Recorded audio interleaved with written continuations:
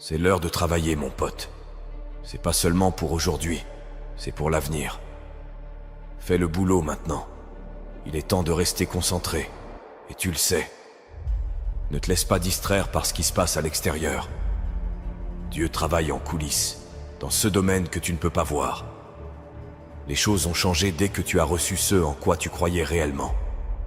Les bonnes opportunités, les bonnes rencontres, la guérison, l'abondance. Tout commence à s'aligner en ta faveur. On parle de l'injustice, de la difficulté, du fait que personne ne comprend. Et devine quoi? Tout ça c'est vrai. Ce n'est pas équitable. La plupart des gens ne comprennent pas, et ils ne comprendront jamais. Alors pourquoi en parler? Profite de cette occasion pour reconnaître que le chaos dans ta vie te façonne et t'améliore, parce que tu choisis de persévérer quand tout le monde abandonne. Qu'est-ce qu'un homme? La personnalité d'une personne, ses façons d'agir, ses pensées, ses actes, tout ça dépend de son cœur. Car qu'est-ce qu'un homme? Un homme, c'est son cœur.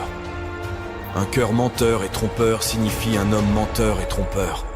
Un cœur mort signifie un homme mort. Peu importe la célébrité, la richesse ou la renommée, s'il n'a pas un grand cœur, il ne peut pas être grand. Et si le cœur est grand, l'homme reste grand en toutes circonstances, qu'il soit riche ou pauvre, grand ou petit. C'est le cœur qui fait la grandeur. Enseigner aux gens comment trouver ce généreux moment présent et se détendre réellement dans l'inconnu, se dissocier de leur corps, de leur environnement et du temps, le futur prévisible et le passé familier, ça les pousse, pour une raison quelconque, à se ressaisir. À mes yeux, cela revient à retirer toute ton attention de cette réalité tridimensionnelle. Et c'est là que la porte vers la création et le moment mystique commence vraiment à s'ouvrir pour les gens. C'est facile d'utiliser ton enfance comme une béquille au lieu de la voir comme un outil. Beaucoup de divorces se produisent. Et les gens disent que leur famille est dysfonctionnelle, utilisant ça comme une excuse.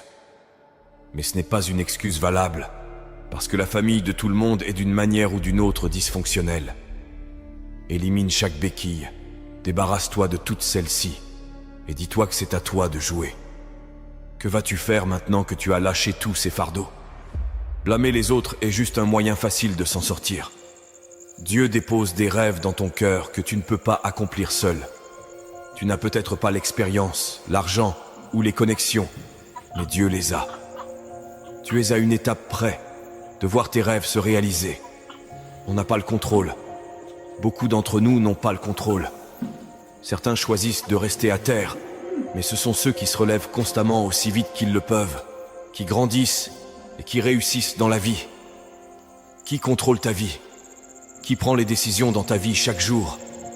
Qu'est-ce qui tire les ficelles dans ta vie? Avant de dire toi-même, pense à ça chaque jour quand tu te réveilles. As-tu pris les décisions que tu devais prendre pour progresser? T'en as besoin, sérieusement. Bien sûr, ça va devenir difficile. Bien sûr, plein de choses peuvent perturber ta concentration. Mais tu dois tenir bon, mon ami. C'est un autre niveau aujourd'hui. Si tu peux le voir dans ton cœur et que tu as le courage de le dire, ça arrivera. Souvent, les gens croient en certaines choses, mais les gardent pour eux. Si tu commences à parler de ce sujet, tu crées cette loi de l'attraction. Et ça deviendra réalité parce que tes rêves doivent être plus grands que toutes tes peurs et toutes les conséquences.